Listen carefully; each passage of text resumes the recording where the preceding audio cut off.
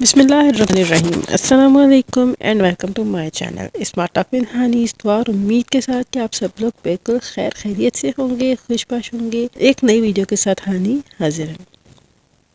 اگر آپ نے اب تک میرے چینل کو سبسکرائب نہیں کیا تو چینل کو ضرور سبسکرائب کر لیجئے، بیل آئیکن کو پریس کر دیجئے بہت اچھی amazing videos, history's and facts کے لیے۔ ارطغرل غازی کی وفات کے بعد سلطنت عثمانیہ کے دوسرے بانی عثمان غازی کو بنا دیا گیا۔ عثمان غازی کی وفات مئی 1326 میں ہوئی۔ ان کے دور حیات میں ترکمانی ریاست ایک چھوٹی سی ریاست کے طور پہ موجود تھی، جو کہ بعد میں 3 براعظموں پہ پھیل گئی۔ پہلی جنگ عظیم کے بعد 1922 میں اس کا اختتام ہوا۔ عثمان کے دور حیات کے بارے میں تاریخ میں بہت کم معلوم ہے، کیونکہ اس وقت عثمان کے دور حیات کے دوران تاریخی ذرائع کی کمی کے سبب ان کے بارے میں حقیقت بہت کم لوگوں کو معلوم ہے۔ عثمان کے عہد کا کوئی بھی تحریری ماخذ موجود نہیں۔ عثمانیوں نے ان کی زندگی کا ریکارڈ 15ویں صدی میں محفوظ کیا، جو ان کی وفات کے 100 سال سے بھی زیادہ عرصے کی بات ہے۔ اسی وجہ سے مورخین کے لیے ان سے منسوب کہانیاں حقیقت اور افسانے میں فرق محسوس نہیں کرتے۔ ایک مورخ یہ بھی کہتے ہیں کہ اس دور سیاہ خلا قرار دیا جاتا ہے۔ بعد کی عثمانی روایات کے مطابق عثمان کے آباء و اجداد اوغوز ترکائی قبیلے سے تھے، لیکن عثمانی تاریخ کی ابتدا کے ماہرین اس کو بعد کی تحقیق مانتے ہیں، جس کا مقصد سلطنت کے خاندانی ساکھ کو محفوظ رکھنا تھا۔ عثمان کی ریاست اناطولیہ کی ان ریاستوں میں سے تھی جو 13ویں صدی کے دوسرے نصف میں موجود تھی۔ ایشیائے کوچک کے شمالی علاقے قطینہ میں واقع عثمانی ریاست بیزنطینی سلطنت پر حملے کرنے کے لیے خاص طور پر موزوں تھی، جس کے بعد ان کے جانشینوں نے فتح کر لیا تھا۔ کچھ اسکالرز نے یہ دلیل دی ہے کہ عثمان کا اصل نام ترک زبان میں تھا، شاید عثمان یا عثمان۔ کچھ اسکالرز نے یہ دلیل بھی دی ہے کہ عثمان کا اصل نام ترک زبان میں عثمان یا عثمان تھا، جسے عربی زبان میں عثمان کہتے ہیں۔ ابتدائی بیزنطینی ذرائع، جن میں عثمان کے ہم عصر یونانی مورخ جارج پچیمیرس بھی شامل ہیں، ان کا نام عثمان لکھتے ہیں، جبکہ یونانی ذرائع باقاعدگی سے عربی زبان میں عثمان اور ترکی زبان میں عثمان کو او سے نقل کرتے ہیں۔ ایک ابتدائی عربی ماخذ بھی ایک جگہ سے کی بجائے توئے لکھتے ہیں۔ اس سے ظاہر ہوتا ہے کہ عثمان اپنی زندگی کے بعد کے دور میں ایک سے زیادہ معزز مسلم نام اختیار کیے تھے۔ ترک مورخ خلیل انلجک نے یہ دلیل دی ہے کہ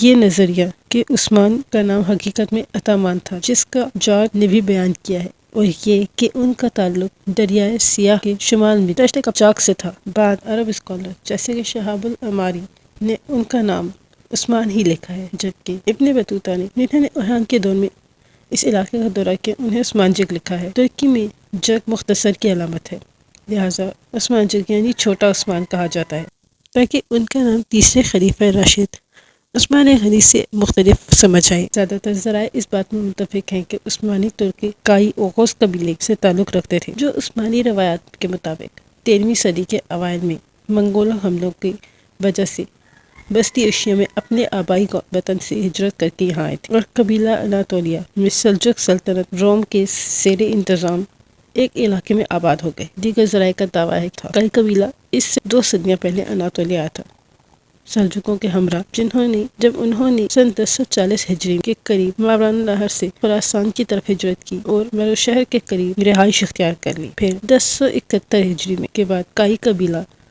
مشرقی اناطولیہ کی طرف بڑھا، جہاں اس نے دیگر ترک قبائل کو بے دخل کیا۔ بعد میں یہ کائی قبیلہ سلطان کیقباد اول کی فوج میں شامل ہو گیا اور خوارزموں اور منگولوں کی اور بازنطینیوں کے خلاف لڑا، جو سلجوقی علاقوں پر حملے کر رہے تھے۔ کئی ذرائع کے مطابق کائی جنگجو معرکوں میں کی پہلی صف میں رہتے تھے، اور ان کی جنگی مہارت اور بہادری کی بدولت سلجوق کئی جنگوں میں کامیاب ہوئے۔ اس حقیقت نے سلطان کیقباد کو اس بات پر مجبور کیا کہ وہ قبیلے کے امیر ارطغرل کو مقدم یعنی لیفٹیننٹ مقرر کر دے اور انہیں انقرہ کے قریب کچھ زرخیز زمینیں انعام کے طور پر دیں، جہاں وہ آباد ہو گئے اور کئی سال تک سلطنت کی خدمات انجام دیتے رہے۔ بعد میں ارطغرل کو اناطولیہ شمال مغرب میں بازنطینی سرحد پر سوخوت قبیلے کا حکمران بنا دیا گیا۔ انہیں اجبیلیگی یا اجبے یعنی سرحدی حکمران کا لقب دیا گیا۔ یہ لقب دینے کا رواج سلطنت سلجوق میں موجود تھا، جو کسی بھی طاقتور قبیلے کے سردار کو دیا جاتا تھا جب وہ دیگر چھوٹے قبائل کو اپنے ساتھ ملاتا اور طاقت حاصل کرتا۔ تاہم ارطغرل کی سیاسی خواہشات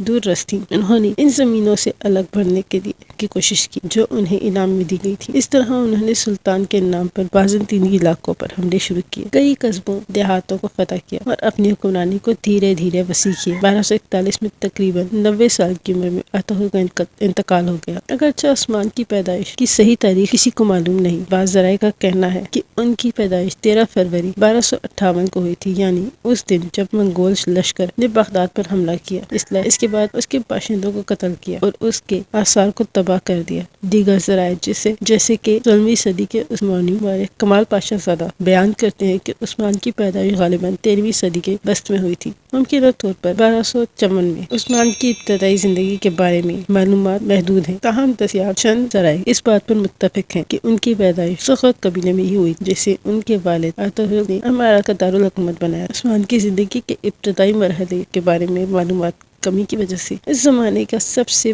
قدیم معلوم ذریعہ عثمان کی وفات کے تقریباً 100 سال بعد لکھا گیا۔ ان ذرائع میں شامل ہے داستان تواریخ آل عثمان، عثمانیوں کی زبانی تاریخ، جو 14ویں صدی میں عثمانی شاعر اور درباری طبیب تاج الدین ابراہیم بن حریر المعروف احمدی 1334 سے 1413 میں لکھی گئی۔ باجل تواریخ از شکر اللہ اور تواریخ آل عثمان از درویش احمد عاشقی المعروف عاشق پاشا 1400 سے 1484۔ مزید برآں یہ موجودہ ذرائع اصل نام نہیں ہے، بلکہ نقلیں یا نقل کی گئی ہیں جو سالوں کے بعد میں دوبارہ لکھی گئی تھی، جس سے معلومات میں ممکنہ تبدیلی یا کمی واقع ہوئی ہے۔ در حقیقت عثمان اور ان کے قبیلے کی اصل کے حوالے سے عثمانی، یورپی اور بازنطینی ذرائع زیادہ معتبر نہیں سمجھے جاتے۔ ایک طرف عثمانیوں کی طرف سے لکھی گئی اصل تحریر سب سے پرانی تحریریں قسطنطنیہ کی فتح جو کہ 1453 میں ہوئی تھی، اس کے بعد لکھی گئی تھی۔ دوسری طرف کسی بھی بازنطینی مورخ نے اس تحریر میں عثمانیوں کے اصل کے بارے میں ذکر نہیں کیا۔ جہاں تک یورپی مورخین کا تعلق ہے، ترک مسلمان ان کی دلچسپی کے دائرے سے باہر تھے، تاہم ایک صدی بعد جب عثمانیوں نے یورپ کے لیے خطرہ بننا شروع کیا،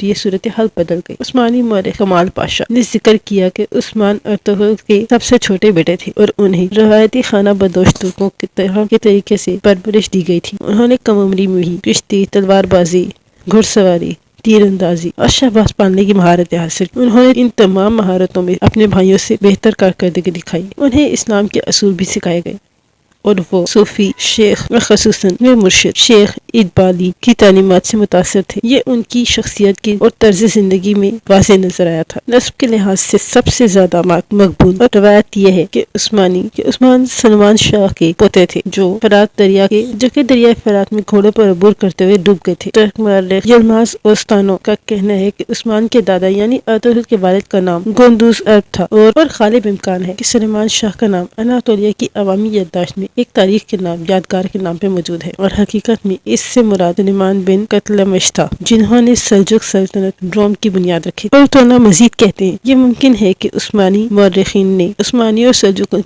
کے درمیان ایک تعلق قائم کرنے کی کوشش کی ہوگی، خاص طور پر اس لیے کہ عثمانیوں کی تاریخ کے میدان میں خود کو سلجوقیوں کے جائز جانشین ہونے کا دعویٰ کرتے پیش کیا ہے۔ اس کی بنیاد پر عثمان کا ممکنہ نسب کچھ یوں بنتا ہے: عثمان بن ارطغرل بن گندوز بن قایال بن گوکلب بن سرکوک بن قایال۔ دیگر مورخین اس بات سے متفق ہیں کہ ارطغرل عثمان اور سلجوقیوں کے درمیان تعلقات کو شاید ایک صدی کے بعد درباری مورخین نے زیادہ تر تخلیق کیا۔ دوسری طرف اس طرح عثمانیوں کی اصل حقیقت مبہم ہے۔ دوسری طرف کچھ عثمانی ذرائع عثمان اور اوغوز ترکوں کا مزید نسب بتاتے ہیں، جس میں کہا گیا ہے کہ یہ لوگ حضرت نوح علیہ السلام کے بیٹے یافس کی اولاد میں سے ہیں، اور عثمان کا نسبی شجرہ 52 یا اس سے زیادہ آباء و اجداد پر مشتمل ہے اور حضرت نوح علیہ السلام پر ختم ہوتا ہے۔ اس نسب میں اوغوز اور گوکلب شامل ہیں، جنہیں گوکلب کا باپ کہا جاتا ہے، اور تمام اوغوز ترکوں کے اور سلجوقوں میں بھی شامل ہیں۔ اور یہ تھی آج کی ویڈیو اگر پسند آئی ہو تو لائک ضرور کر دیجیے گا۔ دعا میں یاد رکھیے گا۔ اللہ حافظ۔